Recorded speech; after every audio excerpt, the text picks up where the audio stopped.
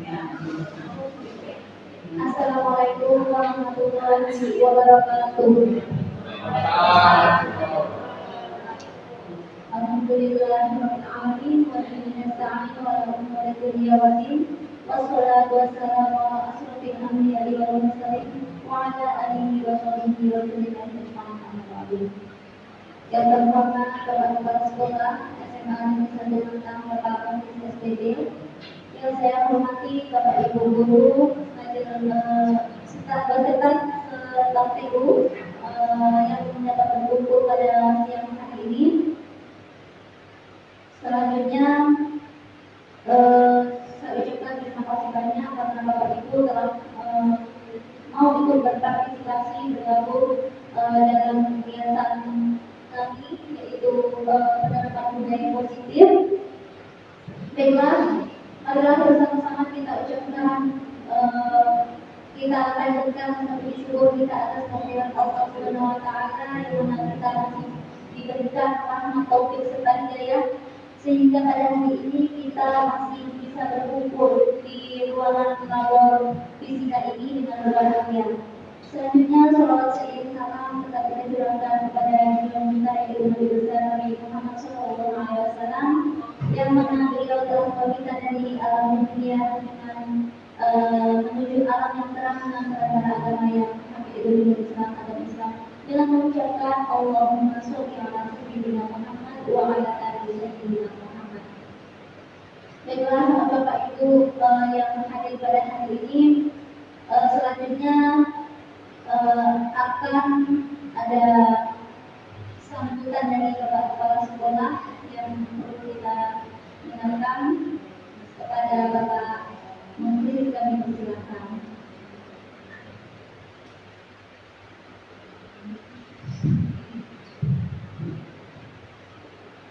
Terima kasih banyak Bu Wiwi. Bapak Ibu yang berbahagia, Assalamualaikum warahmatullahi wabarakatuh.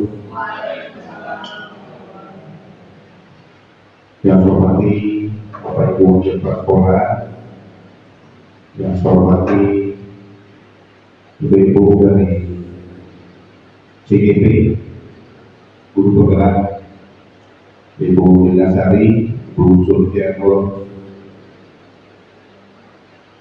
Nur Oktariani, Ibu Wiwi, Hidayati, dan yang saya hormati Bapak Ibu Majelis Guru yang berbahagia serta staf tata usaha yang hadir di dalam ruangan ini. Puji syukur kita panjatkan kepada Allah SWT yang mana pada hari ini kita berkumpul ini dalam kegiatan yaitu dimensi aksi nyata program pendidikan guru bergerak yang mana dengan tema adalah disiplin positif dan nilai-nilai kebajikan merupakan teori motivasi, hukuman dan penghargaan restitusi. Jadi kegiatan ini kita berharap nanti dapat memberikan suatu hal yang positif bagi kita semua guna untuk mensosialisasikannya kepada siswa-siswi kita di sekolah secara umum dan di kelas-kelas menjadi. Dan terutama kita menyampaikan salam kepada diri kita Nabi besar Muhammad SAW, mengucapkan Allah Muhammad. Bapak Ibu hadirin yang berbahagia, terima kasih saya sampaikan kepada tim guru penggerak dalam kegiatan ini saya mengira sangat dapat memberikan banyak manfaat bagi kita untuk menjabarkan daripada kegiatan penumbuhan karakter positif bagi siswa kita secara umum, secara menyeluruh. Dan kita berharap sesuai dengan perkembangan kondisi yang sekarang ini memang perlu kita membudayakan iklim disiplin, ya, cara berpikir positif agar anak-anak kita, anak didik kita itu bisa menegakkan disiplin, ya, bisa berpikiran yang positif untuk mengembangkan disiplin sekolah kita, yaitu seperti disiplin positif ini yang mana bisa sebagai penjaga bagi gereja untuk mereka aktif disiplin dalam mengikuti proses belajar mengajar sehari-hari. Jadi perlunya ini sangat penting sekali karena perubahan kelakuan itu disebabkan oleh faktor eksternal, sehingga ini sangat memberikan efek kepada kualitas pembelajaran daripada siswa kita sendiri. Jadi untuk itu saya mengucapkan terima kasih kepada ibu-ibu CPP yang sudah mengangkat tema ini, dan juga saya mengucapkan terima kasih juga kepada kawan-kawan guru yang sudah hadir di ruangan ini. Kita berharap kegiatan ini dapat berjalan dengan lancar dan memberikan efek yang positif juga bagi pengembangan kompetensi guru untuk lebih baik ke depan dalam rangka meningkatkan kualitas siswa, kualitas sekolah. Demikian saja yang dapat saya sampaikan. Terima kasih. Billahi taufiq wal hidayah. Assalamualaikum warahmatullahi wabarakatuh. Terima kasih. Baiklah, terima kasih Bapak Menteri yang sudah memberikan sambutannya. Dan selanjutnya untuk kegiatan ini akan disampaikan oleh ibu-ibu CPP dan Bapak Ibu. Yang pertama yang akan menyampaikan yaitu Ibu Menteri Oktaviani mengenai disiplin positif dan nilai regulasi universal serta teori motivasi, hubungan dan penghargaan restitusi. Kepada Ibu Menteri Oktaviani, silakan.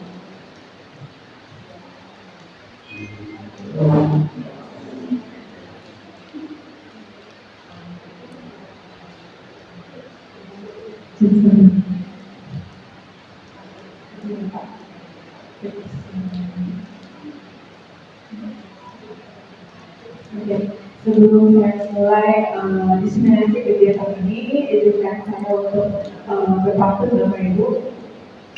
Pulau Lantar, Kabupaten Bintan. Kalau Melayu kayak gitu. Ulangi. Pulau Lantar, Kabupaten Bintan. Tradisi Maria saya terkenal. Salam diaturkan dengan lisan, pertanda membuka awal bicara. Assalamualaikum warahmatullahi wabarakatuh. Satu lagi, naik pom-pom hingga ke mantap, pergi memancing ikan terdiri. Kepada anggota motor yang sudah datang, semoga berbahagia di kegiatan ini.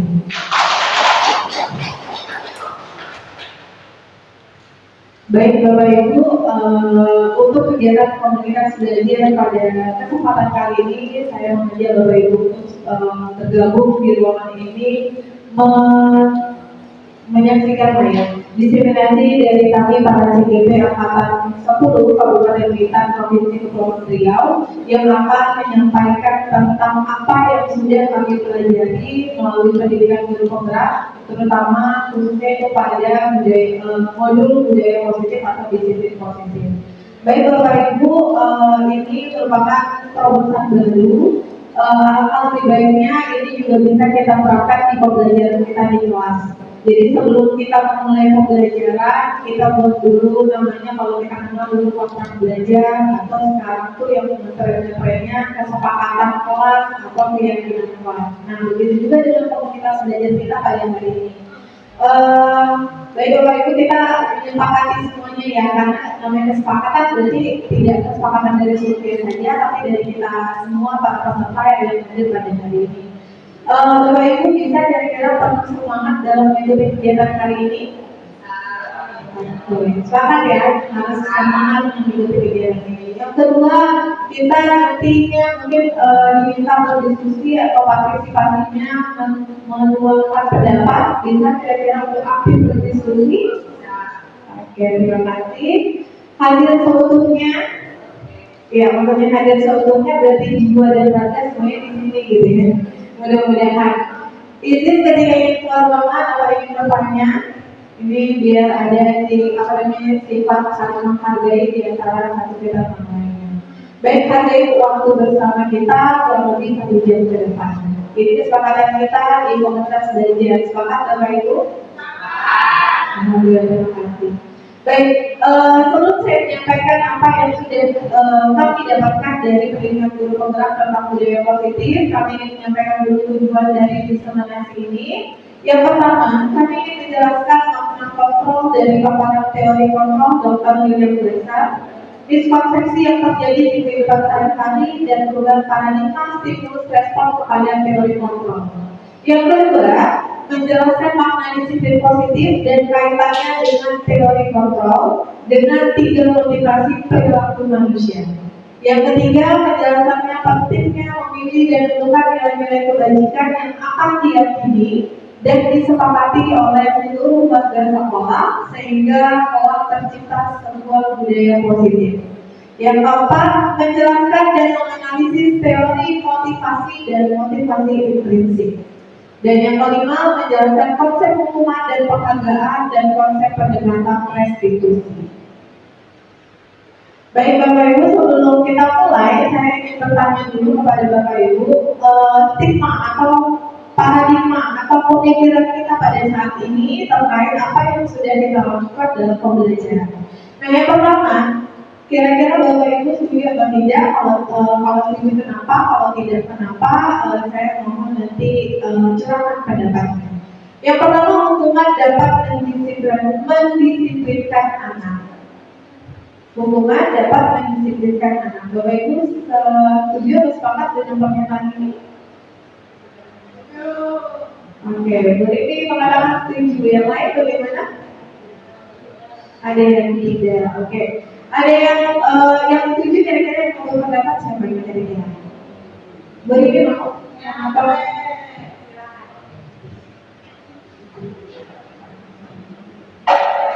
Bagi hukuman dapat mendisiplinkan anak ya. Dan hukuman mungkin anak lebih disiplin. Contohnya kalau misalnya mereka terlambat datang sekolah, kita menghukumnya dengan bersihkan WC, gitu kan. Nah, mungkin besok-besok mereka tidak akan terlambat lagi ke sekolah. Bersihkan WC lagi. Ya. Oke, terima kasih Bu pendapatnya. Selanjutnya yang tadi mengatakan 3. Siapa yang mengatakan 3? Tidak? Oke, silakan Bu Desi. Karena kalau dia harus ada alasan, tidak harus ada alasan. Terima kasih Bu ya. Sebelumnya saya mengatakan kenapa tidak, karena praktek di lapangannya ini kan tiket ya Bu ya. Jadi karena suatu waktu anak itu telat, siap dan pas datang ke sekolah terus dikasih hukuman bersih. Nah besoknya terdengar ucapan ada tak apa benar besok paling bersih gitu Bu. Jadi tak timbul apa rasa enak, rasa itu tak ada. Iya, oke. Itu malah suka ditutup sama lagi besok ya. Ada katanya bersih ada. Baik, terima kasih Bu Eni dan Bu Desi atas pendapatnya. Jadi inilah pandangan kita di awal. Saya pun juga begitu. Terkadang saya mengatakan setuju, terkadang juga saya mengatakan tidak gitu ya. Sebelum mempelajari menurut ini. Nah, nanti kita akan bahas sebenarnya itu seperti apa. Yang kedua, pemberian hukuman dengan hal positif seperti membaca atau membersihkan halaman sekolah dapat meningkatkan disiplin anak. Setuju atau tidak Bapak Ibu? Setuju atau tidak? Ini kayaknya tadi udah dibahas dengan pernyataan Bu Desi tadi ya. Jadi setuju atau tidak? Setuju? Oh iya, masih ada yang tidak dan masih ada yang setuju ya. Itu pandangan yang berbeda. Oke, kita lanjut yang ketiga. Memberi penghargaan dapat meningkatkan motivasi belajar anak. Setuju atau tidak? Ada yang menyatakan tidak? Oke, ini setuju. Boleh juga berpendapat? Iya. Dan terima kasih untuk saya. Maka saya dalam setuju seperti anak dalam belajar, ya, meningkatkan motivasi anak dalam belajar dapat memberi perhatian dan supaya yang selamat. Iya, terima kasih Bunda. Selanjutnya yang tidak setuju tadi Bu Ini, silakan Bu Ini. Baik, terima kasih. Assalamualaikum warahmatullahi wabarakatuh. Terima kasih atas kesempatannya. Dalam hal ini saya menyatakan tidak setuju karena pertama kita melihat dari karakter anak tersebut dahulu, kemudian kita melihat dari pengalaman yang sudah saya berikan. Ketika anak diberikan soal, lalu mereka menjawab, nah terus kita kasihkan penghargaan dalam bentuk materi atau apa saja pujian, mereka bisa dikatakan ada yang mau dan termotivasi untuk belajar berikutnya, tetapi ada yang menganggap itu kan cuma sekedar hari itu saja, besoknya aku tahu juga guru itu kan masih gitu. Kemudian kita pun mengejar pembelajaran yang lebih pun mereka pun tidak terlihat nampak motivasinya. Karena apa? Mereka hanya terpikir oleh karena penghargaan saja. Kalau ada penghargaan, sudah bisa belajar. Oke, kita terima kasih Bu Ini. Terima kasih Bu Ini. Benar yang dikatakan Bu Suliati, terkadang penghargaan memang bisa meningkatkan motivasi belajar anak. Contoh anak yang ranking pertama dulu masih ada sistem ranking ya. Semester depan harus meningkatkan lagi karena mau dapat piala, mau dapat sertifikat dan segala macam. Tapi terkadang benar juga yang dikatakan Bu Ini, mereka jadi ketergantungan terhadap penghargaan itu, Bapak Ibu. Nah, ini yang kita akan bahas nantinya. Next, Ibu. Oke, sebelum kita lanjut, kita harus tahu dulu ada yang namanya perubahan paradigma terkait teori kontrol atau teori pilihan. Nah, ini nama kerennya itu ilusi kontrol. Ada 4, yaitu ilusi guru mengontrol murid. Yang kedua, ilusi bahwa kritik dan membuat orang merasa bersalah dapat menguatkan karakter. Yang ketiga, ilusi bahwa semua penguatan positif itu efektif dan bermanfaat, serta ilusi bahwa orang dewasa memiliki hak untuk memaksa. Ini paradigma kita yang kita alami sebagai guru. Oke, apakah ini benar? Ini kita bahas satu-satu. Yang pertama, guru mengontrol murid. Hati-hati ketika kita menjadi guru seorang di posisi kontrol gitu ya. Ternyata ini tidak benar. Murid memiliki pilihan untuk mengikuti atau menolak arahan guru. Jadi kita tuh bukan pemegang kontrolnya murid, Bapak Ibu. Murid punya pilihannya masing-masing untuk mengatakan iya atau tidak kepada Bapak Ibu, kepada kita sebagai seorang guru. Jadi kita bukan pemegang kuasa kontrol murid kita. Terus yang kedua, penguatan positif selalu efektif. Ini belum tentu Bapak Ibu, belum tentu semuanya itu selalu efektif. Ternyata penguatan positif itu bisa menjadi bentuk kontrol yang ditolak murid. Nah, seperti apa nanti akan kita lihat contohnya. Kemudian yang ketiga, kritik dan rasa bersalah membangun karakter. Ini juga tidak benar. Ternyata kritik dan rasa bersalah justru melemahkan karakter murid. Oke, misalnya untuk beberapa murid dia, guru ini kritik saya, berarti saya nggak boleh lagi. Kita motivasi dia, tapi tidak untuk semua murid. Ternyata bisa menjadikan lemah karakter murid kita itu setelah kita kritik atau setelah kamu itu salah, nah kamu itu gini, nah kamu itu begini. Ternyata itu membuat karakter anak kita lemah. Ada cara yang lebih efektif daripada kita membuat anak kita merasa bersalah. Kemudian yang keempat, orang dewasa berhak memaksa. Orang dewasa di sini berarti kita guru gitu. Kita tidak punya hak untuk memaksa murid kita. Justru kita yang menghamba pada murid. Kita yang harus mengerti dan memahami murid kita. Ini tidak benar, karena memaksa itu ternyata tidak efektif dan justru membangun hubungan permusuhan. Mungkin Bapak Ibu pernah merasakan ada murid yang tidak suka lah sama yang begini gitu, makanya murid suka memaksa, suka ini, suka itu, gitu. Itu fakta di lapangan gitu ya. Mudah-mudahan ya kita sebagai guru minim mengalami hal-hal seperti ini. Baik, lanjut. Nah ini kita mencoba perlahan merubah yang awalnya dari stimulus respon menjadi teori kontrol. Teori kontrol nanti lebih lanjut dibahas oleh Bu Yudit ya. Kira-kira itu kita nanti posisi kontrol yang mana yang efektif sebagai seorang guru, apakah nanti penggunaan salah dan yang lainnya. Oke, yang pertama, kalau di stimulus respon itu realitanya kebutuhan kita sama, tapi sebenarnya kebutuhan kita berbeda-beda. Kebutuhan murid kita berbeda-beda. Jelaskan murid kita aja beda-beda ya, seperti Bu Andi itu kebutuhan kita beda-beda. Jadi tergantung posisi kontrolnya seperti apa. Kemudian ada yang setiap orang melihat hal yang sama, ini gambarnya berbeda di teori kontrol. Kemudian kita mencoba mengubah orang agar berpandangan sama dengan kita. Kita tidak bisa memaksa orang selalu berpandangan sama, ya. Beda orang ya beda pendapat gitu. Bagaimana cara kita untuk bisa mengontrol perbedaan pendapat tersebut. Kemudian perilaku buruk dilihat sebagai suatu kesalahan. Ini stimulus respon. Sedangkan di teori kontrol, semua perilaku itu pasti memiliki tujuan. Contohnya, anak murid kita melakukan kesalahan, pasti mereka punya dasar kenapa mereka melakukan kesalahan.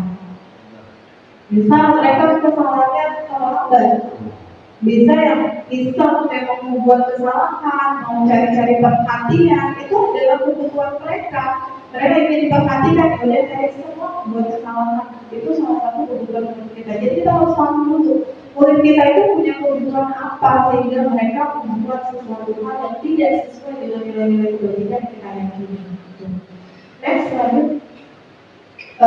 Tadi ini kan nah ini kita kembali ke disiplin. Semua sekarang semenjak kita meyakini bahwa sekolah memiliki nilai mutu pendidikan itu dinilai dari rapor pendidikan. Nah itu di rapor pendidikan sudah tertuang apa saja yang kita perlu perbaiki oleh satuan pendidikan. Manajemen kelas, disiplin positif, inilah yang nanti salah satu indikatornya ada di materi ini. Kemarin kalau nggak salah kita di rapat pendidikan 2023 SMA 1 Matang ada 2 item kemarin pilihan kita ya. Yang pertama itu keteraturan suasana kelas, yang kedua disiplin positif. Cuma kita sepakat kemarin di komunitas belajar untuk memilih memperbaiki terlebih dahulu keteraturan suasana kelas. Yang mudah-mudahan mungkin semester depan kita memperbaiki disiplin positif. Nah jadi ini ada timbal baliknya dengan rapor pendidikan kita. Disiplin itu Bapak Ibu pasti kita mengartikannya itu seperti patuh, taat. Benar? Iya. Apa sih disiplin itu? Taat. Apa sih disiplin itu? Patuh. Pasti gitu ya. Namun ternyata menurut bahasa Latinnya disiplin itu bukan patuh atau taat atau hormat, tidak. Disiplin itu adalah belajar. Disiplin diri membuat murid menggali potensinya menuju sebuah tujuan berdasarkan apa yang dia hargai. Jadi anak itu punya motif kenapa dia disiplin atau kenapa dia melakukan kesalahan, dia punya motif dan kebutuhannya dia sendiri. Kita harus tahu itu. Disiplin positif merupakan pendekatan berfokus pada membangun hubungan positif dengan murid, membantu mereka memahami dan mengembangkan nilai-nilai kebajikan, atau di sini motivasi dari dalam diri murid itu sendiri yang internal, di mana nilai-nilai kebajikan ini menjadi landasan bagi murid kita untuk berperilaku positif dan bertanggung jawab. Next, Bu. Nah, nilai-nilai kebajikan ini maksud seperti apa sih yang kita yakini di kurikulum kita, di satuan pendidikan kita atau sekolah kita? Ternyata nilai-nilai kebajikan ini maksud itu banyak berbeda. Mungkin yang Bapak Ibu tahu hormat, patuh, empati, tanggung jawab, itu adalah salah satu contoh-contoh dari nilai-nilai kebajikan. Apalagi kira-kira nilai kebajikan Bu Ani? yang tadi yang sudah saya sebutkan, hormat, empati, tanggung jawab, benar, sopan santun, mandiri. Nah itu sebenarnya semua nilai-nilai kebaikan itu kita udah pahami gitu. Namun di kurikulum merdeka kita sudah dibungkus gitu ya, sudah diatur sedemikian rupa dalam profil pelajar Pancasila yang memuat 6 dimensi, yaitu beriman, bertakwa kepada Tuhan Yang Maha Esa dan berakhlak mulia. Kemudian yang kedua, mandiri, bernalar kritis, berkebinekaan global, bergotong royong dan kreatif. Nah, sopan santun masuk di mana? Berapa mulia? Itu salah satu yang berapa mulia kan? Jadi sebenarnya semua nilai-nilai kebajikan itu ada, cuma di kurikulum kita itu dibungkus dalam bentuk profil pelajar Pancasila. Nah ini yang tadi saya sampaikan, ada pemikiran-pemikiran lain selain profil pelajar Pancasila. Misalnya kayak IBO, Primary Years Program, PDP, ada nilai-nilai toleransi, rasa hormat, integritas, dan yang lainnya. 9 pilar karakter, ada cinta Tuhan, kemandirian, dan lain-lain. Dan banyak-banyak lagi nilai-nilai kebajikan yang kita bisa ikuti atau kita bisa contohkan dalam satu kewajiban kita sebagai seorang guru. Nah, selanjutnya saya masuk ke teori motivasi Bapak Ibu. Sebelum saya masuk, saya mau bertanya dulu. Ayo kita telaah sama pertanyaannya ya. Pernahkah Bapak atau Ibu melakukan sesuatu untuk mendapatkan senyuman dari orang lain? Pernah? Pasti pernah ya. Jadi gimana ya caranya biar orang itu tersenyum sama kita? Benar? Dan orang baik, gak pernah, maksudnya mencoba baik ke orang gitu ya. Yang kadang untuk mencari perhatian orang kepadanya. Next, untuk mendapatkan hadiah. Pernah kan? Iya, mau dapat itu lah. Oke, untuk mendapatkan uang. Apalagi gara-gara orang untuk melakukan sesuatu. Misalnya, kalau gue datang ke sekolah atau kalau gue?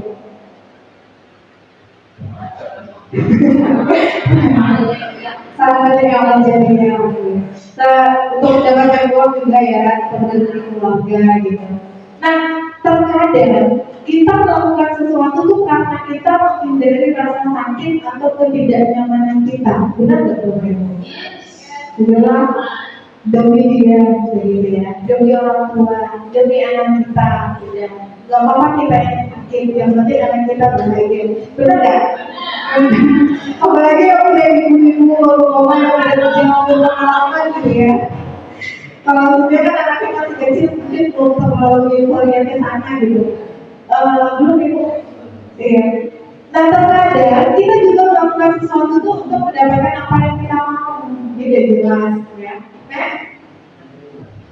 Nah sekarang ini Surya mau tanya pendapat Bapak Ibu ya. Seandainya nih di sekolah kita tidak ada peraturan yang mengharuskan guru datang tepat waktu dan tidak ada surat teguran nih dari Pak Putri sebagai kepala sekolah dari kita yang terlambat, apakah Bapak Ibu akan tetap datang tepat waktu untuk mengajar murid-murid? Iya. Yakin? Benar? Iya. Yakin?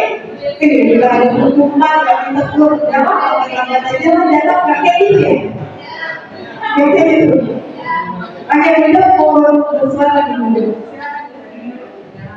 Itu udah tanggung jawab kita sebenarnya.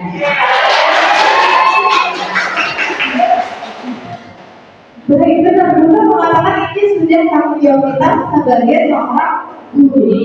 Secara tidak langsung, kalau memang Bapak Ibu meyakini ini, alhamdulillah Pak, Bapak semuanya kalau tidak ada peraturan pasti tepat waktu, tanpa ada teguran dan seterusnya tetap dalam tepat waktu. Tapi kalau kita berangkat sama-sama itu baru bukti. Oke, secara tidak langsung, Bapak Ibu sebenarnya sudah meyakini diri Bapak Ibu sebagai orang yang disiplin. Setiap hari sudah yakin, sudah menjadi kebiasaan harus dalam sekolah. Nah, itulah yang disebut motivasi melakukan sesuatu karena diri sendiri atau motivasi internal. Nah, ini yang mau kita tekankan kepada murid-murid kita Bapak Ibu. Jangan sampai murid-murid kita melakukan sesuatu datang ke sekolah karena mau ketemu Bu Sufi ya, Bu Sufi kasih penghargaan hari ini. Jangan sampai kayak gitu. Mau ke, nggak mau datang ke sekolah, mau terlambat aja karena nanti dapat pulang nggak belajar di kelas seperti tadi kata Bu Dewi suka jadi hukum masih. Jangan sampai motivasi anak murid kita datang ke sekolah, belajar di sekolah itu karena penghargaan atau karena hukuman. Ini yang mau kita hindari di budaya positif. Next book. Nah ini tadi udah dijelaskan untuk menghindari hukuman, mendapatkan imbalan atau penghargaan itu motivasi dari eksternal, dari luar, dari lingkungan. Nah yang perlu kita tekankan adalah bagaimana anak itu untuk melakukan sesuatu di sekolah karena motivasi dirinya sendiri, internal. Seperti yang tadi kata Bunda, sudah menjadi tanggung jawab untuk datang tepat waktu ke sekolah. Artinya itu sudah motivasi diri Bunda untuk disiplin. Baik Bapak Ibu, dengan meminimalisir hukuman dan penghargaan itu mudah-mudahan kita bisa menciptakan murid kita yang lebih mandiri dan bertanggung jawab. Next aja Ibu. Oke, nanti kita diskusi sama-sama ya. Ini nanti mungkin perlu pertimbangan bagi Bapak Ibu guru tiket. Jadi lantasnya bagusnya dikasih hukuman atau dikasih konsekuensi ya, konsekuensi yang setimpalnya seperti apa gitu ya.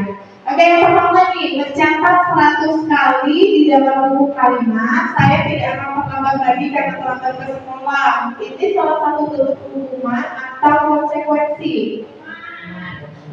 Hukuman. Oke.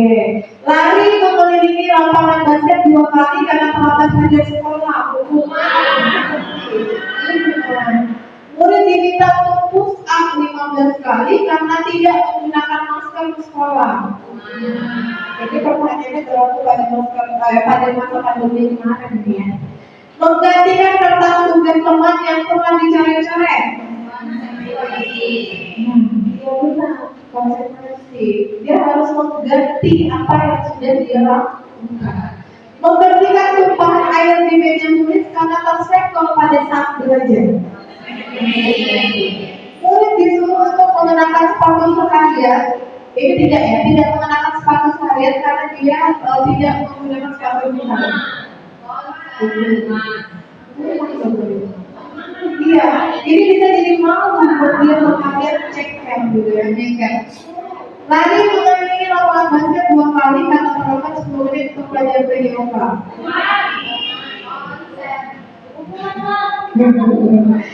Ini dipelajari kaji yoga Bapak Ibu. Ayo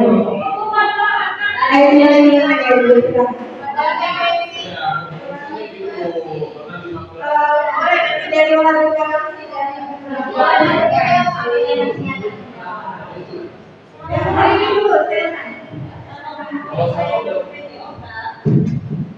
Baik, kalau menurut saya itu adalah hukuman karena kata disuruh lari keliling lapangan basket 2 kali, kenapa 1 kali saja? Kalau itu disebutkan sebagai konsekuensi. Ini 2 kali berarti perintah, oke? Ya. Boleh berdalam bunyi olahraga.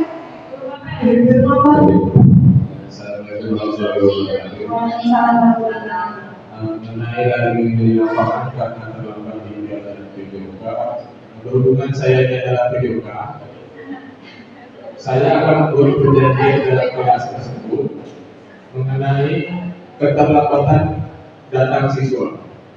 Jika terlambat, misalkan 10 menit atau 15 menit, dengan alasan yang tidak bisa saya terima, ada konsekuensinya yang sudah kami sepakati, misalkan hari jam 1 di perlu boleh. Ya, everything disepakati ya. Ini disepakati.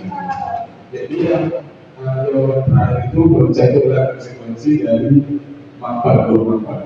Iya. Kalau kehukuman itu adalah tidak kesulitan. Oke. Terima kasih. Terima kasih karena memberikan tepuk tangan untuk guru PJJ kita sekalian. Iya. Sebenarnya kalau materi ini tidak disampaikan lebih terpukul kita. Udah banget kesepakatan dari orangnya. Sebelum pelajar dimulai pada awal semester, Pak Dana udah buat kesepakatan kalau anak-anak terlambat, ya motivasinya harus lari gitu. Berarti ini boleh dikatakan konsekuensi, gitu ya. Next, nah itu jawabannya, ya. Benar ya konsekuensi ya kalian. Oke, dulu next ya. Nah, ini tujuannya mungkin untuk kedepannya guru piket mungkin bisa memberikan konsekuensi yang lebih ada hubungannya dengan apa yang sudah dia perbuat gitu ya. Kalau tadi kata Bu Desi suka dia kalau terlambat dihukum Pak bersih-bersih, nah dia tak mau masuk kelas Pak dari pelajaran. Nah berarti itu tidak setimpal Bu Desi konsekuensinya, mungkin bisa diganti dengan yang lain. Boleh nanti kita diskusikan melalui bagian mahasiswa, guru BK dan lain-lain. Oke, baik Bapak Ibu, ini untuk penghargaan. Next Bu. Nah, ternyata tadi kan kita bahas hukuman, sekarang penghargaan. Penghargaan itu tidak selamanya efektif. Yang pertama, jika kita selalu menggunakan penghargaan, anak bisa menjadi ketergantungan. Tidak ada lagi penghargaan, maka dia terputus motivasi dia untuk melakukan sesuatu itu. Benar tadi yang dikatakan Bu Dini itu. Jadi hati-hati ketika menggunakan penghargaan. Boleh, bukan tidak boleh, tetapi jangan terlalu sering. Hati-hati kalau menjadi motivasi anak gitu. Karena Bu Sufi itu selalu memberikan penghargaan ketika pembelajaran. Saya harus belajar dan penghargaan. Salah motivasinya. Oke, yang kedua, ternyata penghargaan itu dapat merusak hubungan. Kok bisa ya? Bisa Bapak Ibu. Ternyata penghargaan yang kita berikan kepada murid kita itu bisa merusak hubungan kita dengan murid yang lainnya yang tidak mendapatkan penghargaan. Maka saling saingkan. Kalau itu tak perhatikan saya, itu orang perhatikan dia gitu. Dia lagi gitu. Ternyata itu menghukum anak. Maksudnya jadi membuat anak itu terpukul dan rusaklah hubungan. Anak ini jadi tidak terlalu respect dengan guru tersebut. Itu kalau penghargaannya terlalu berlebihan. Yang ini tadi penghargaan mungkin sudah dijelaskan juga, bagian tidak mendapatkan pasti dia merasa tertekan, terpukul, merasa dia dihukum dengan tidak mendapatkan penghargaan. Nah ternyata dari penghargaan hukuman ada pendekatan yang ini baru kami pelajari dan mungkin ini bisa kita terapkan Pak Ramli di kesiswaan, di guru BK, wali kelas, yaitu pendekatan restitusi. Di mana pendekatan restitusi ini nanti akan dijelaskan oleh Bu Desari. Intinya dia tidak menyalahkan murid, tapi dia menstabilkan identitas murid untuk memperbaiki lagi apa yang sudah dilakukan atau kesalahan yang dia lakukan. Artinya anak tidak akan merasa dia dihukum, anak tidak akan merasa dia berbuat salah. Maksudnya dia berbuat salah, tapi maksudnya tidak merasa disalah-salahkan sama guru dan tidak merasa intimidasi dengan guru dengan diintimidasi. Next saja Bu. Nah, jadi ini kesimpulannya dibandingkan kita memberikan hukuman dan penghargaan, restitusi menawarkan pendekatan yang lebih membangun dan berfokus pada pemulihan. Next. Oke, Bapak Ibu, sebelum saya lanjutkan ke narasumber yang lain, untuk PGP yang lain, mungkin ini ada refleksi yang nanti akan saya tanyakan di akhir pertemuan pokok ini. Next, Ibu. Nah, ini targetan saya Bapak Ibu sebagai CGP, mungkin juga kita ya Bapak Ibu, Ibu Wiwi dan Bu Desari, izin Pak Kepala Sekolah. Semester depan kita sepertinya perlu melalui fasilitas wali kelas untuk membuat keyakinan kelas.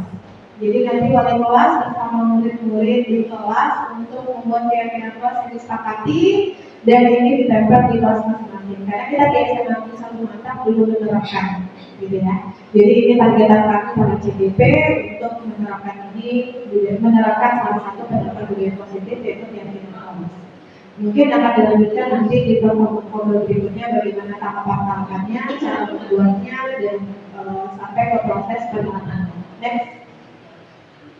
Nah, ini yang mbaknya yang sudah sampaikan tadi sesuai dengan skala pendidikan ya. Jadi target kita adalah membuat keyakinan kelas di awal ajaran baru di bulan Juli nanti. Next dulu. Oke. Sekian dari saya, Bapak Ibu. Ini quotes dari saya. Guru yang baik adalah pembawa perubahan, menciptakan budaya positif di sekolah untuk masa depan yang lebih. Terima kasih Bapak Ibu atas perhatiannya. Saya lanjutkan ke narasumber yang berikutnya. Baiklah, terima kasih Bu Sufi yang sudah memaparkan materinya mengenai budaya positif.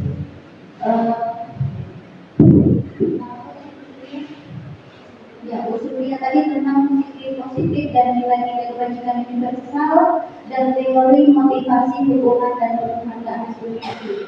Lalu kali ini saya akan melanjutkan definisi saya budaya positif, yaitu judulnya keyakinan kelas serta kebutuhan dasar manusia dan dunia berkualitas. Baiklah Bapak Ibu, masih semangat ya Bapak Ibu? Baiklah, boleh ya nanti kita stretching sebentar. Kita stretchingnya sedikit saja. Tepuk semangat, semangat. Sekali lagi ya. Ya, seperti itu saja. Tepuk semangat,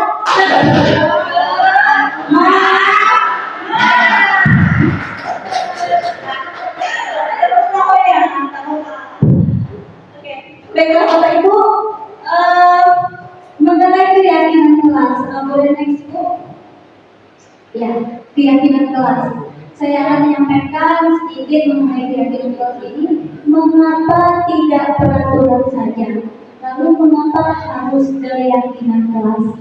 Jadi Bapak Ibu, peraturan dan keyakinan kelas itu apakah sama? Peraturan dan keyakinan kelas menurut Bapak Ibu itu apakah sama? Berbeda ya Bapak Ibu. Jadi yang namanya peraturan itu yang sudah ditetapkan, yang sudah disepakati oleh seluruh warga sekolah. Ya. Lalu keyakinan kelas itu biasanya itu terjadi pada nilai intrinsik seseorang ya, yang sudah meyakini, dan itu bisa disepakati untuk di sebuah kelas. Ya, jadi kesepakatan bersama di suatu ruangan kelas. Jadi peraturan dan keyakinan kelas itu berbeda. Nah, di situ ada pertanyaan, mengapa kita memiliki peraturan harus menggunakan helm bila mengendarai kendaraan roda 2? Nah, itu namanya peraturan ya. Namun bisa berubah menjadi keyakinan. Kenapa? Dengan itu kan sudah peraturan ya, menggunakan helm bila mengendarai kendaraan roda 2 itu sudah merupakan peraturan. Namun kita bisa meyakini bahwa kalau kita tidak menggunakan helm, pasti keselamatan kita itu akan terancam. Jadi itu bisa menjadi sebuah keyakinan untuk diri kita sendiri. Nah, selanjutnya, mengapa kita memiliki peraturan 3M? Menggunakan masker, mencuci tangan, dan menjaga jarak 1,5 meter. Nah, itu juga merupakan sebuah peraturan yang sudah ditetapkan ya. Biasanya itu dari dinas kesehatan ya, yang sudah ditetapkan peraturan seperti itu. Namun itu akan menjadi keyakinan pada diri kita sendiri. Jika kita tidak menggunakan masker, tidak mencuci tangan, tidak menjaga jarak, itu akan mengancam kesehatan kita. Nah, itu akan berubah menjadi keyakinan untuk diri kita sendiri. Lalu, mengapa kita memiliki peraturan harus datang tepat waktu pada saat mengikuti pelatihan? Sama, ya, sama seperti itu ya Bapak Ibu. Nah, untuk mendukung motivasi intrinsik, itu kembali ke nilai-nilai atau keyakinan lebih menggerakkan seseorang dibandingkan mengikuti serangkaian peraturan. Jadi menggerakkan. Jadi dari peraturan itu kita akan tergerak bahwa kita ini meyakini. Nah, jadi dari peraturan berubah ke keyakinan. Baik, next Bu. Nah, di situ ada dari budaya positif ya. Dari budaya positif itu bisa menjadi lingkungan yang positif. Dari budaya positif yang kita terapkan, kebaikan-kebaikan positif yang kita terapkan itu akan membuat kita menjadi suatu lingkungan yang positif. Lalu akan dari lingkungan positif itu akan menjadi keyakinan kelas. Lalu berpusat ke peraturan kelas. Next Bu. Nah, di situ ada dua kategori ya Bapak Ibu. Yang mana yang merupakan keyakinan kelas? Mengapa? Nah, di sebelah kiri, sebelah kanan, ya, di sebelah kiri itu ada kesepakatan kelas yaitu datang tepat waktu, mengucapkan salam, lalu menjaga kebersihan sekolah, berdoa sebelum dan sesudah kegiatan, lalu aktif dalam pembelajaran dan tertib. Nah, itu di situ kesepakatan kelas ya, Ibu.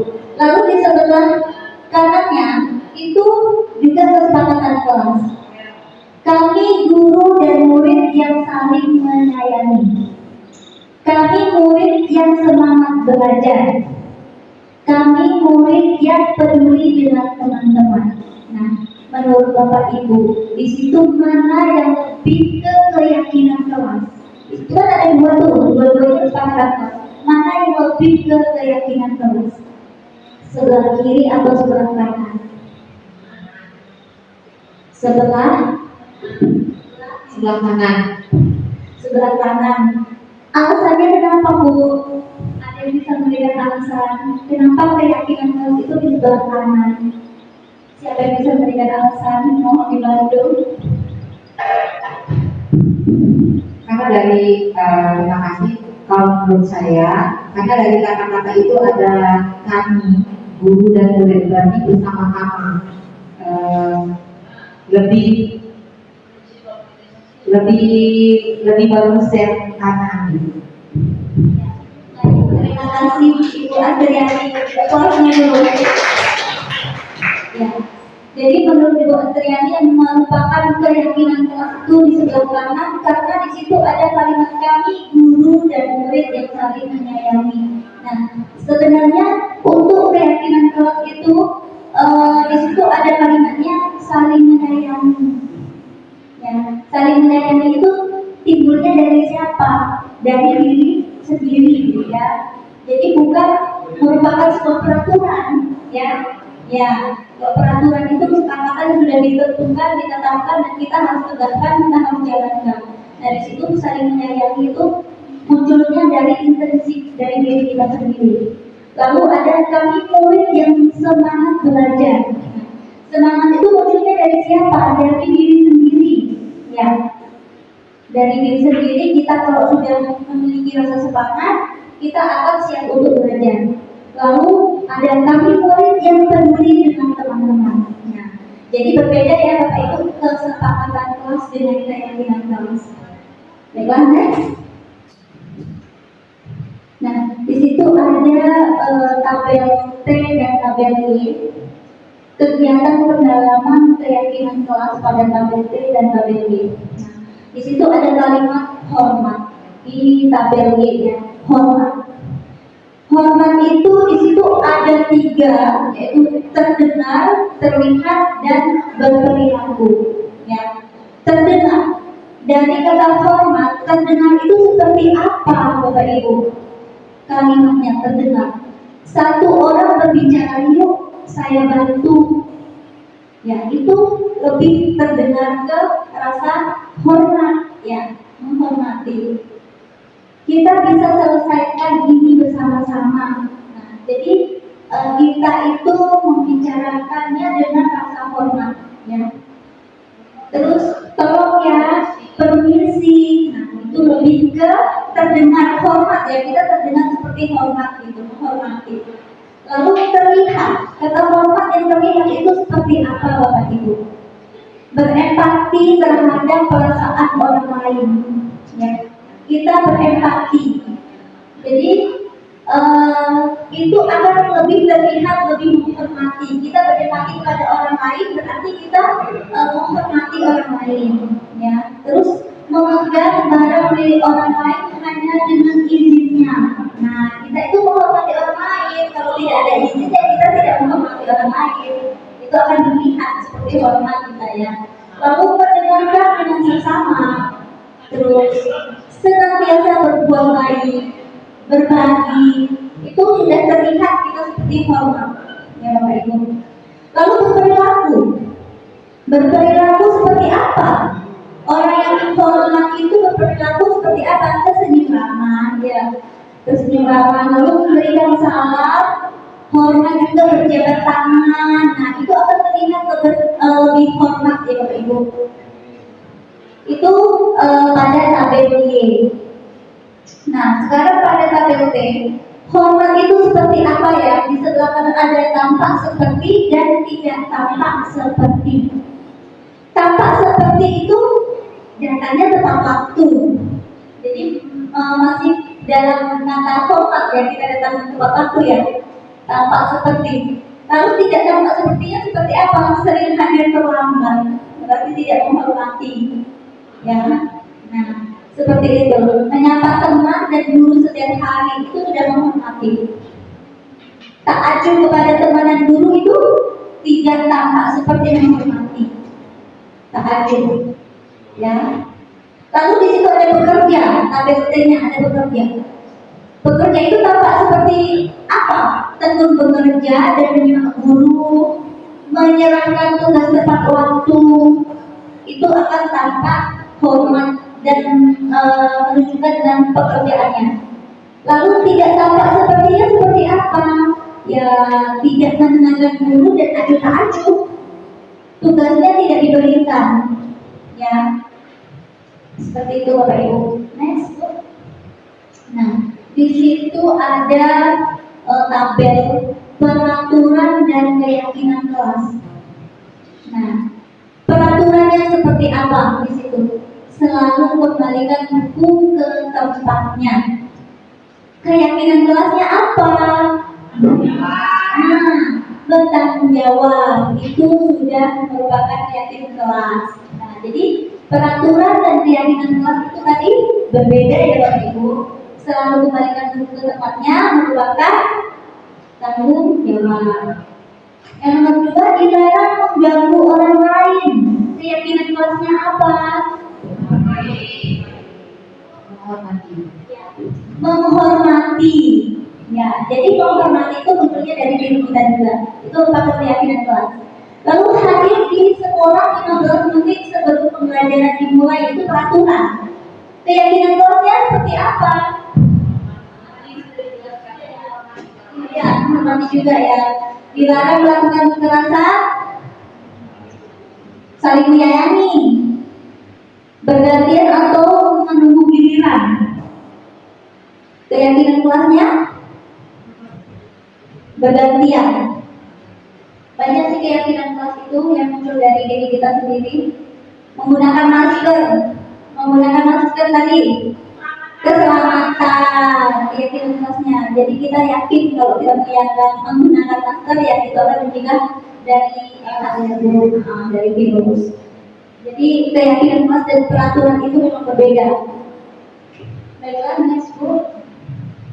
Nah, lalu ada kebutuhan dasar manusia dan dirinya berkualitas. Ya, saya akan jelaskan sedikit ya Bapak Ibu. Nah, kebutuhan dasar manusia menurut Dr. William Glasser dalam Choice Theory. Nah, di sini ada contohnya Bapak Ibu. Contoh.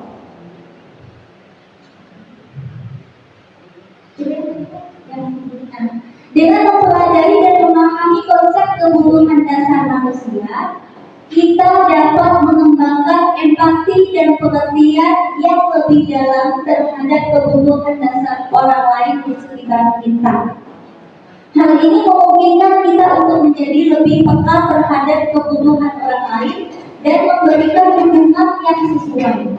Nah, dengan pemahaman ini kita dapat berkontribusi pada menciptakan lingkungan yang inklusif dan saling mendukung, di mana setiap individu diperlakukan dengan hormat dan diberikan kesempatan untuk berkembang secara maksimal sesuai dengan kebutuhan dan potensinya. Ya, ada contohnya Bapak Ibu di sini mengenai kegiatan Ibu Ambar ya. Ya. Ibu Ambar itu guru wali kelas 2A di SD Pelita Hati. Sedang bingung menghadapi ulah salah satu murid di kelasnya, yaitu si Doni. Beberapa anak di kelas 2A telah datang kepadanya dan mengeluhkan Doni yang seringkali meminta bekal makan siang mereka dengan paksa. Jika Anda menghadapi situasi seperti Ibu Ambar, apa yang akan Anda lakukan?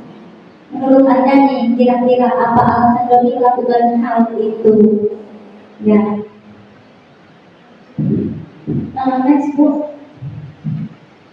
Nah, itu merujuk pada situasi yang sedang dihadapi Ibu Ambar ya. Tentu dalam konteks penegakan disiplin positifnya Ibu Ambar sebaiknya mencari apa?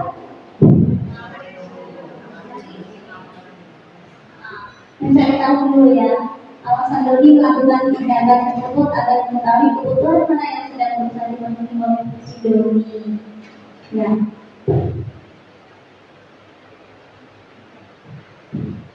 Kebutuhan dasar manusia. Itu kebutuhan dasar manusia itu yaitu ada rasa kasih sayang dan rasa diterima, ada penguasaan, ada bertahan hidup, ada kesenangan, ada kebebasan. Jadi ada 5 kebutuhan dasar manusia. Jadi kalau Doni tadi kebutuhannya dia memaksa temannya untuk memenuhi hidupnya, berarti dia kebutuhan dasarnya apa? Bertahan hidup. Ya, jadi bertahan hidup. Nah, kalau dia memaksa kawannya dengan dia bangga kalau dia itu jagoan, kawannya takut dengan dia, itu jadi kebutuhan hidupnya itu menjadi apa dia? Penguasaan, ya. Seperti itu ya. Jadi kebutuhan hidup itu berbeda-beda tergantung kita yang menjalankan Bapak Ibu. Ada itu.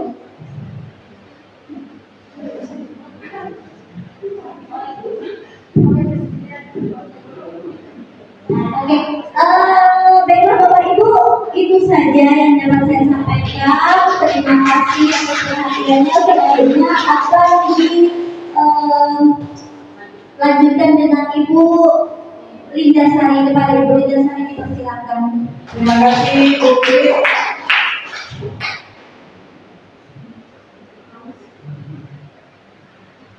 Bapak Ibu semangat? Apa kabar? Tadi sudah beberapa hal yang sudah disampaikan oleh rekan CGP kita, yaitu Bu Sulvia dan Bu Wiwin. Sekarang giliran saya, nggak banyak-banyak Bapak Ibu.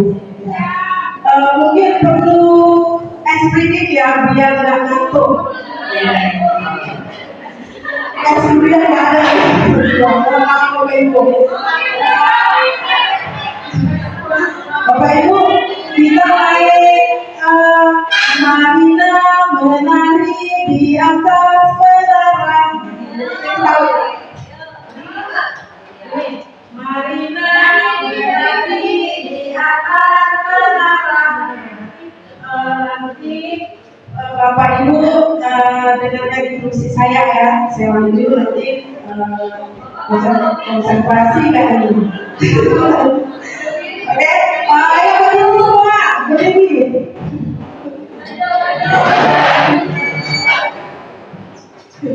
Oke, kita mulai Bapak Ibu. Marina menari di atas menara, menara di atas menara, menari Marina. Oke, sekali lagi. Oke, Marina menari di atas menara, menara, menara, menari, menari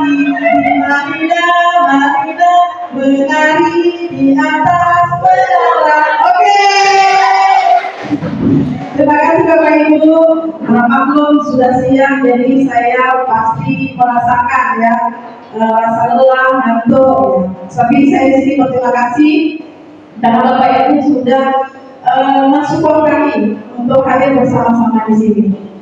Tadi sudah disampaikan beberapa hal oleh rekan kita CGP, yaitu Bu Sumia dengan Bu Wiwit. Sekarang giliran saya, yaitu tentang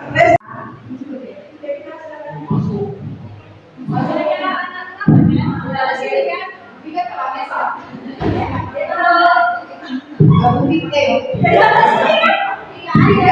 Tinggal dari mana nak? Jam berapa ini nak? Kenapa ketawa dan lucu? Kenapa nak? Ya teleponnya kenapa? Dari mana? Tapi dari kami katanya sekarang biar lah.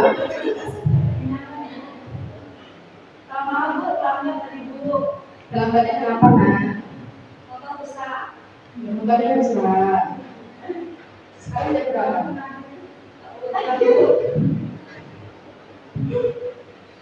Makanya sebelumnya memang sudah besar. Enggak Bu, mau ke pengajaran Bu. Untuk pengajaran terus diperbaiki, tapi sampai sekolah. Iya. Kasihan ya, Bapak Ibu.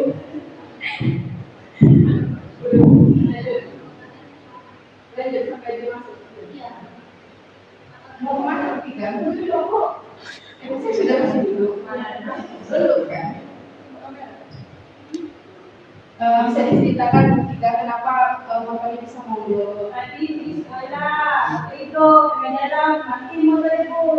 Dari orang dari pengalaman baru sampai kasih ke Bu. Yang bisa apa yang Minta ya habis. bukan bisa itu namanya nah. Bukan ngobrol. Bukan Bukan biasa Bu. Selanjutnya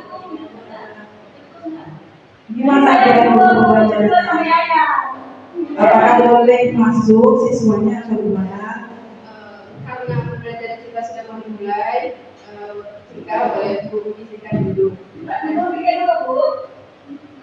Lapor dulu nanti lanjut tetap belajar karena setahu saya Bu, menghukum siswa yang terlambat itu tidak boleh di saat kita berpelajaran gitu. Jadi Bu ya nanti setelah itu masuk ke kelas ya. Terima kasih. Kasih tepuk tangan buat rekan kita dalam prakteknya. Terima kasih ya Bapak Ibu. Jadi gimana perasaan Bu Pika menjadi siswa? Gimana perasaannya Bu Pika? Bu Dwi, gimana perasaannya Ibu Guru ketika menghadapi siswa yang terlambat datang?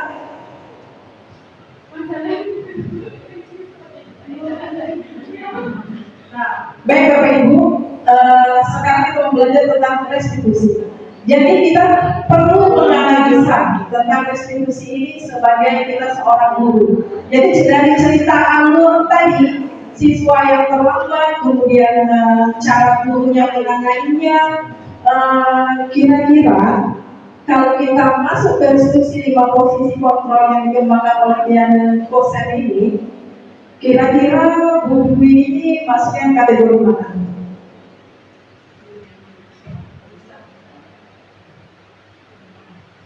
Teman Bu.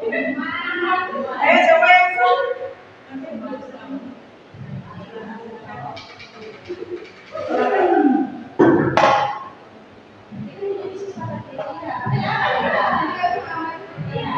ada yang bisa ini memberi apa namanya yang dilakukan oleh Bu Dwi tadi? Ya, kalau saya pribadi Bu yang saya ngerasain yang saya lakukan tadi, saya masih di poin 3 teman ya Bu, karena belum ada penghukuman membuat siswa dari merasa bersalah kalau dia terlambat, terus pemantau ya, itu juga belum kayaknya Bu, kayaknya masih di poin 3 kalau saya ya Bu. Poin 3. Oke, ada lagi yang lain? Ada lagi yang lain? Nah, kalau kita lihat dari restitusi ini, kalau penghukum tadi berarti tidak ya, berarti Bu Dwi sudah memberi kesempatan. Karena di sini mengontrol perilaku dengan ancaman atau ketakutan. Ada nggak Bu Dwi tadi mengancam? Tidak ada. Kemudian peluang rasa bersalah untuk membangkitkan rasa bersalah yang mendorong individu untuk memperbaiki perilaku mereka. Ada tidak?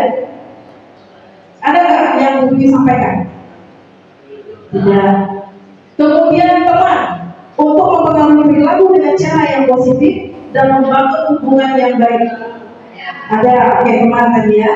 Kemudian sebagai pemantau untuk memastikan bahwa individu mematuhi aturan. Ada disampaikan? Itu perlu nggak disampaikan? Terakhir, manajer untuk menciptakan lingkungan yang mendukung dan mendorong sebagai pemimpin yang menginspirasi dan memberikan contoh positif bagi siswa. Bisa tidak Bu Dwi itu dikatakan posisi kontrol yang posisi manajer? Kenapa alasannya dulu, Bu Sari? Karena beliau belum memberikan contoh yang positif untuk mendorong siswa itu dapat menginspirasi yang buruk.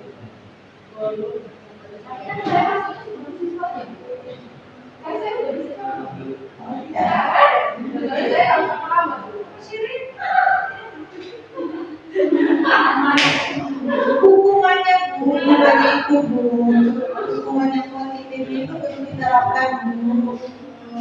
Jadi itu yang belum jadi. Oke. Terima kasih Bu Selini. Berarti kalau Bu Selini hukuman itu Bu belum nampak. Sekarang pertanyaannya, apakah hukuman itu harus ada? Kalau tidak, bagaimana cara kita mengajar itu gitu? Ya. Berarti kan posisi kontrol itu kan memang betul pada diri kita ya, kayaknya masa sesabaran gitu ya. Jangan kita jalan betul, kamu sini, apa kita nampak jalan betul kan? Nah itu kita nggak boleh. Tadi nilai positif dari Bu Dwi, dia memanggil nama. Kemarin yang kami dapat dari fasilitator kami mengatakan ketika kita berhadapan sama siswa, kita itu mendekatkan diri kita itu harus dengan nama. Kamu, kakak abang itu kamu maksudnya tuh harus nama. Jadi biar dekat, gitu, rasa kedekatan kita dengan siswa. Jadi Bu Dwi nilai positifnya sudah nampak, dia memanggil Rapika, kenapa kamu bisa Rapika, kenapa bisa datang terlambat, gitu kan? Tentu Rapika mempunyai alasan. Nah, jadi rata-rata kita tahu kontrol kita itu kita tahu, tetapi karena kebiasaan kita sehari-hari yang kita lalui, yang kita temui, sehingga kita lupa mengenai semuanya. Nah, jadi kami juga mendapat ilmu luar biasa, ilmu dari pelatihan guru penggerak ini. Semoga kita sama-sama bisa menerapkan.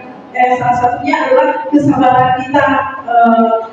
Karena kan kita berpihak pada murid gitu, Pak. Tujuan kita satu kan kita mengajak perubahan pada murid kita untuk lebih ke hal yang dominan itu yang bernilai positif. Contoh yang disampaikan oleh Bu Bibi tadi itu letak keyakinan dan juga peraturan kelas. Karena kita selalu melupakan ketika kita melaksanakan pembelajaran. Kita mulai belajar, tetapi pernah nggak kita menanyakan apa perasaan siswa kita hari ini? Karena langsung mana tugas gitu kan? Kita lupa mereka. Nah, perasaan itu perlu kita tanya sama siswa kita. Kemudian kita sampaikan keyakinan kita apa yang kita inginkan hari ini sehingga tercapai dengan tujuan pembelajaran kita. Jadi memang betul ada esensial saja yang bisa kita bawakan gitu. Jangan semua kita habiskan dibaca satu buku untuk mencapaikan tujuan pembelajaran itu. Tetapi kita kembalikan ke siswa kita juga. Ya, mungkin nanti pembelajaran berdiferensiasi ya akan disampaikan tahap selanjutnya nanti. Nah, jadi Bapak Ibu, saya mohon bersama-sama kita melaksanakan 5 posisi kontrol kita ini. Salah satunya adalah manajer. Ya Bapak Ibu, yang penting kita selalu memberi kesempatan kepada anak didik kita untuk berfokus pada hal salah satunya itu adalah pembelajaran itu tetap berjalan dengan baik. Jangan ketika kita emosi membuat anak kita tidak masuk ke kelas. Jangan masuk kelas. Kamu sudah terlalu berapa menit? Ya, kita berilah kesempatan itu kepada anak kita. Dengan cara apa? Nah, nanti masuk ke segitiga restitusi. Nah, itu dulu. Nah, ini ya Bapak Ibu, pernyataan kita. Kita sering, saya kecewa sekali dengan kamu. Nah, itu membuat rasa bersalah. Kemudian kamu tidak pernah benar melakukannya. Berarti kamu hukum, tidak memberi kesempatan kepada siswa tersebut. Ayo melakukan demi ibu atau bapak itu. Berarti kan kembali ngajak kembali ke akraban gitu kan.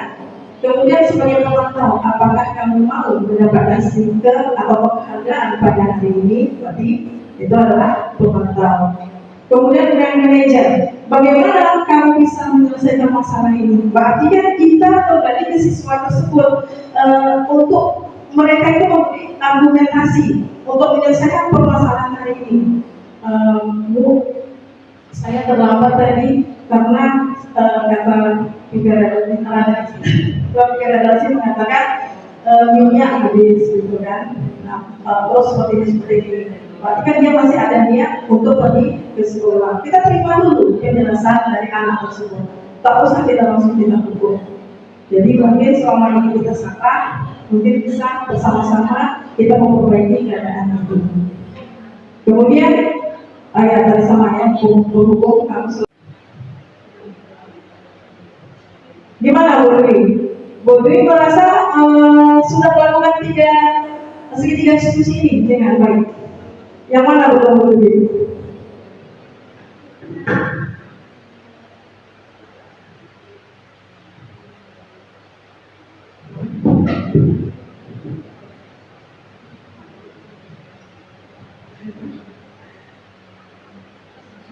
Dalam segitiga diskusi itu kan ada menstabilkan identitas. Tadi kayak apa tadi menstabilkan identitas itu seperti apa? Kemudian validasi kebutuhan atau tindakan yang salah. Kemudian baru meyakinkan keyakinan kelas. Kira-kira yang ibu lakukan itu apakah sudah termasuk segitiga diskusi Bapak Ibu semua? Di mana Bu Andi? Kira-kira sudah diceritakan tidak dalam segitiga diskusi ini?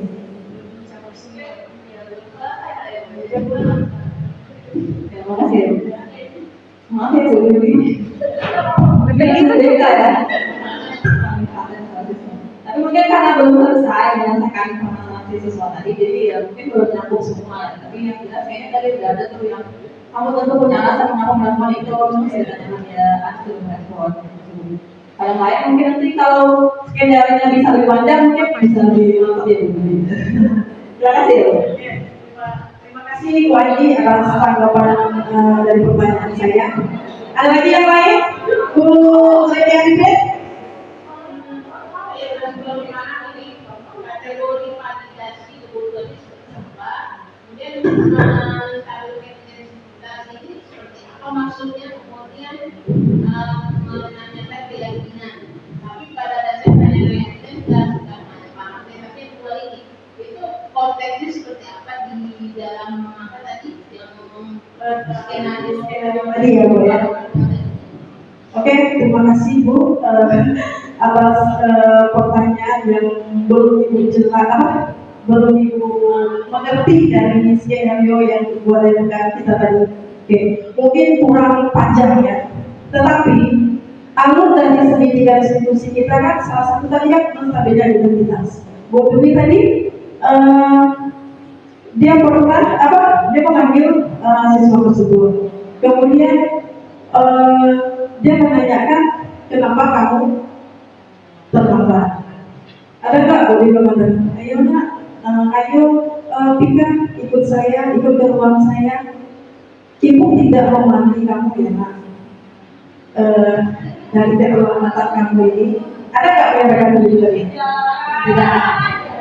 Ya, nah ini adalah sedikit solusi. Tadi kan saya pikirkan bagaimana cara ibu ini melaksanakan diskusi kita ini kan. Jadi bagian ini, ayo kita ibu tidak akan memarahi kamu. Mari bersama-sama kita menyelesaikan permasalahan ini. Nah, gitu. Ya. Kemudian langsung validasi ke kebutuhan. Baru bertanya kepada anak tersebut. Rabika, kenapa kamu bisa terlambat? Langsung diceritakannya. Mungkin Dwi bisa memberi penguatan. Ibu bangga sama kamu, Rabika. Kamu sudah berusaha jujur kepada ibu.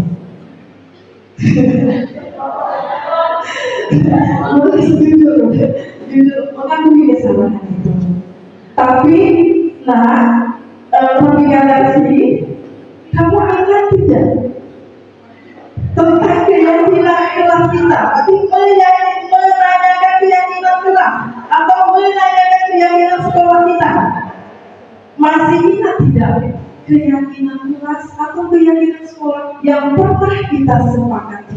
Kalau kita menjawab, ingat Bu, salah satunya harus tepat waktu harus tepat waktu datang. Jangan kami sebagai siswa tepat waktu mengikuti pembelajaran. Karena kan kalau kita jangan atau tidak ya Bapak Ibu. Jangan keyakinan kelas. Betul-betul dari hati kita bersama kita membuat kesepakatan tersebut. Nah, kira-kira ini sudah tersampaikan apa tidak? Belum. Terus Bu Dwi juga mengatakan dari kejadian ini, besok jika kamu sudah selesai dari SMA ini, tentu kamu mempunyai cita-cita. Berarti kan kayak penguatan anak ini untuk kedepannya seperti apa gitu kan? Jadi kamu cerita lagi sama Dwi. Iya Bu, saya punya cita-cita ingin menjadi orang sukses. Nah, menjadi orang sukses itu kan kita salah satunya disiplin gitu. Jadi seperti itu. Nah, itu membuat penguatan kita sama anak tersebut. Tetapi Bapak Ibu, sebelum materi ini sampai ke kami juga belum paham gitu kan. Tapi dengan hal ini, mari kita bersama-sama memberi motivasi kepada anak didik kita tadi. Salah satunya itu kedekatan kita, Ibu itu pun sama saya. Jadi nanti dia akan berkata apa? Terima kasih Ibu sudah mengingatkan saya tentang keyakinan sekolah atau keyakinan kelas. Bu, saya tidak akan mengulanginya lagi ya Bu. Jika saya mengulangi lagi itu, nanti kan dia mau balik lagi ke keyakinan kelas dengan buku ini gitu. Nah, kita jarang sekali loh Bapak Ibu melihat anak kita seperti itu. Karena kenapa? Kita mungkin sama-sama belum paham gitu kan. Jadi kita menganggap anak kita nih, awalnya kali anak itu tak pernah mendengar sikap saya gitu. Karena itu tadi cara kita menanganinya. Jadi di bawah di sini ya Bapak Ibu, marilah kita bersama-sama dengan hal kecil ini. Karena tujuan kita itu adalah berpihak pada murid. Ya, untuk jadi apa anak kita ke depan besok? Ya, salah satunya adalah karakter. Jika kita bersama-sama membentuk dan merubah hal ini, saya yakin walaupun nggak 100%, adalah 75% itu akan dilaksanakan atau dilakukan dengan baik oleh anak kita. Tetapi kita harus bergerak ketika kita membuat peraturan. Kita sama-sama menjalankan. Jangan si A membuat peraturan, kemudian si B mengudahkan peraturan, sehingga tidak sejalan dengan yang kita inginkan. Nah, salah satunya adalah kita kembalikan juga visi kita. Ingin apa visi kita? Kita ingin sekolah, mewujudkan karakter tadi, berdaya saing, berbudaya lingkungan. Nah, jadi setiap hari kita harus mengingatkan kepada murid-murid kita. Ya, salah satunya adalah tunjuk perilaku kita. Kalau bukan dari perilaku kita mencontohkan hal tersebut, anak menganggap guru aja selalu dengan hal itu tidak memberi nasihat sama saya, tidak memberi instruksi dengan saya setiap hari. Ya, jadi macam kita membaca intro gitu ya, kayak membaca berulang-ulang kayak gitu. Jadi memberi nasihat itu ya berulang-ulang lah kepada siswa kita, ya, supaya tujuan itu udah capai. Oke, Bu. Next, Bu. Jadi dalam menstabilkan identitas, guru berkata bahwa saya itu hal yang manusiawi. Tidak ada manusia yang sempurna, Bapak Ibu juga buat salah. Kita pasti bisa menyelesaikan permasalahan ini. Bapak atau Ibu tidak tertarik untuk mencari tahu siapa yang benar, siapa yang salah.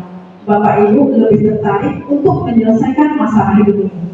Kalau kamu menyalahkan dirimu sendiri, terus-menerus, apakah kamu bersikap baik pada dirimu sendiri? Nah, ini salah satu menstabilkan identitas. Next, Bu.